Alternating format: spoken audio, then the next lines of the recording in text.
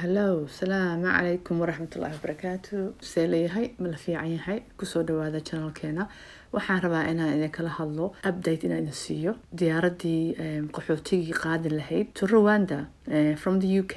Diyaaradii waa la kansalay 40 minutes iyadoo rabta inay kacdo ka hor ayaa la kansalay diyaaradii. Maxaa yeelay maxkamad European Court oo maxkamadda Europe xagga human rights-ka ayaa kansaleen. Qaadi joogay European Court of Human Rights ayaa wuxuu yiri diyaaradan lama kicin karo. Marka sheekadan qaybtii koowaad horaan usoo duubay markii ay dowladda Ingiriiska ay rabtay inay arrintan isku habayso ay u dirto qaxootiga yimaada UK toos inay u dirto Rwandana lagu qaabilo oo processkeedii shaqadoodii halka laga bilaabo. Marka talaadii la soo dhaafay 14th of June diyaaradda ugu horeysay ahayd oo in Rwanda u kacdo. Diyaaraddaas waxaa loogu talagalay in 100 qof oo qaxooti ah ku ambabaxaan oo maalintaas la dhoofiyo. Dadkii qaxootiga ahaa loo yaro ayay qabsadeen marka qaybtaas ilaa iyo 100 waxay ka soo degtay 37 qof. 37 qof ayaa rabay in la baxo. Haddana 37 qof way sii yaraadeen oo dadkiiba loo yaro qabsadeen maxaakiim iyo waxaasay tabaa la tagay.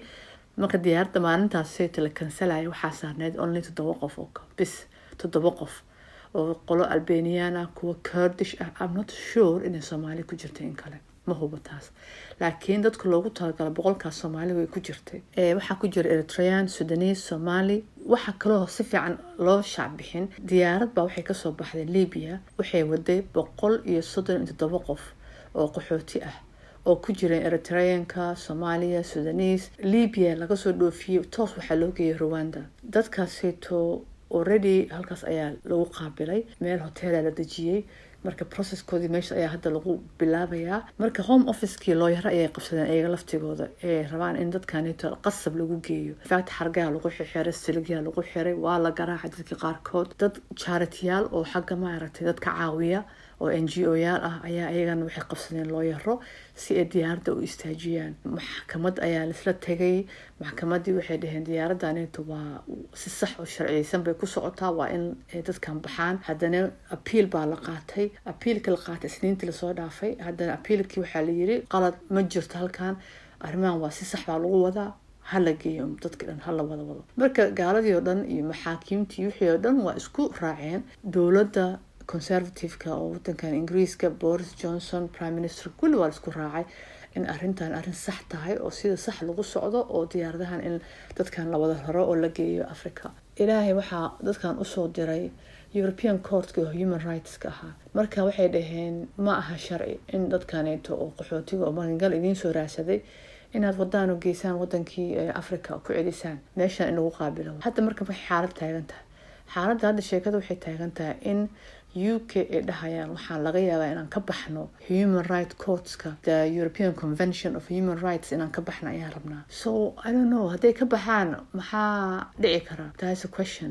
sharciyo badan iyo agreement badan bay la galeen xagga especially Ireland wixii ka dhici jiray dhibaatooyinka Ireland ka dhici jiray oo dhan human rights kaas ayaa agreement lagu sameeyay. hadda UK waxay rabaan inay ka baxaan laakiin hadday ka baxaan waxyaalo badan baa qarimaya sida Brexit-kii Europe ay ka baxayeen iyaga the Good Friday oo Ireland ayagana ay kula jireen dagaalada dhici jiray Ireland iyo qaraxii wixii ka dhici jiray waxaas dhan way saameynaysaa. UK inay ka fakaraan way marka iyaga sidii ay arrintanito ay uga bixi lahaayeen in kale inay u fiican tahay in kale. Rwanda marka maxay ka faa'iideysaa way arrintan. Rwanda waxaa la siiyay 120 milyan oo pound adii 155 milyan oo dollar ayaa la siiyay. diyaaradda inta ka baxayso oo aadayso Rwanda halka diyaarad qarashka la socday waxa dhan waa 500,000 oo pound way. marka dadka waxaa la dejinayaa. At Desire Hotel in Kigali, preparations to receive asylum seekers being deported by the UK are in high gear. The rooms are being dusted and furniture cleaned. It's part of a controversial deal signed by Rwanda and Britain to expel illegal migrants to Kigali. ko tuzabakira neza kandi ko ahubwo twebwe icyo twakora. We will welcome these migrants with open arms.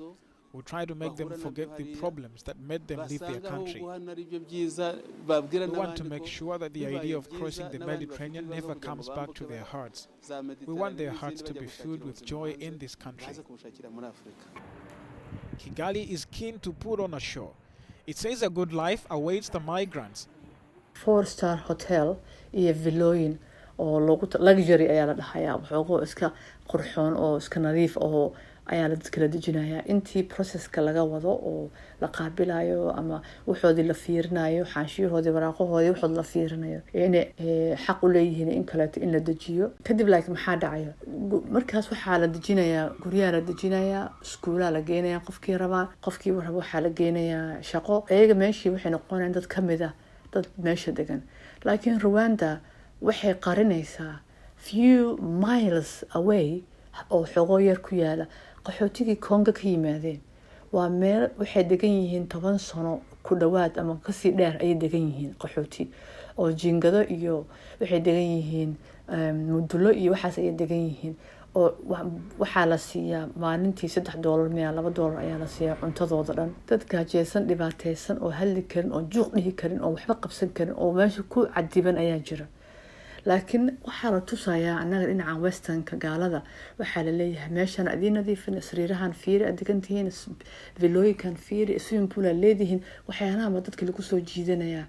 laakiin Rwanda sheekadeeda horaa loo ogaa qaxootiga inay meel isaga xareeyeen oo duur cidlo ah ee mudulooyinkaas ku hayaan sida xirooyinkii Soomaalida lagu hayay Kenya camal. meelahaas camal ayagana ay leeyihiin badan.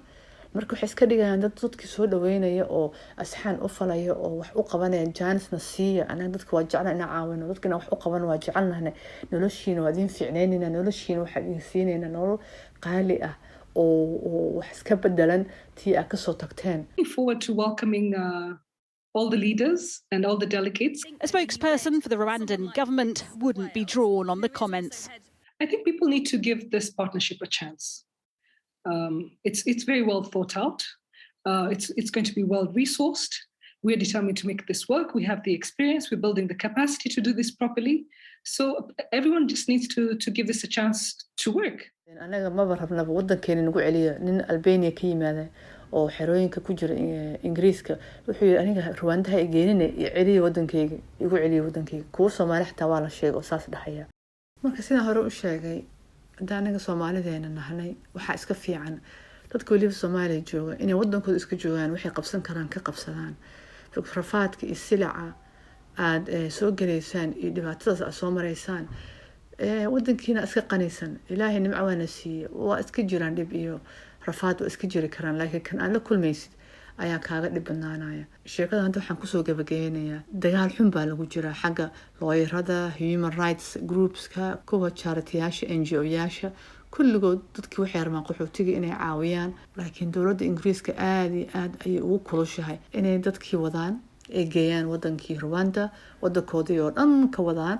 hadda shalayta marka diyaaradda la kansalayay that same day 444 qof ayaa waxay soo gudubtay xuduudda Ingiriiska dhinaca biyaha channel ay soo gudbeen. 444 waxaa malaysaa sheekooyinkan ay maqlayaan inaysan joojinaynin, weliba soo socdaan. I'm not sure wallahi dhibku waa weyn ka soo ordooyaan, laakiin ilaahay hala garab qabto masaakiinta. waa iska fududahay anigoo guriga iska fadhiyo oo aan saan dhahayo dhibaatada waxa ay ku soo jiraan waa garan karaa, anaga waa soo marnay. marka ilaahay hala garab qabto ummadda muslimiinta kulligood u badan yihiin koleybo. marka insha Allah khayr idin rajaynayaa. maca salaama.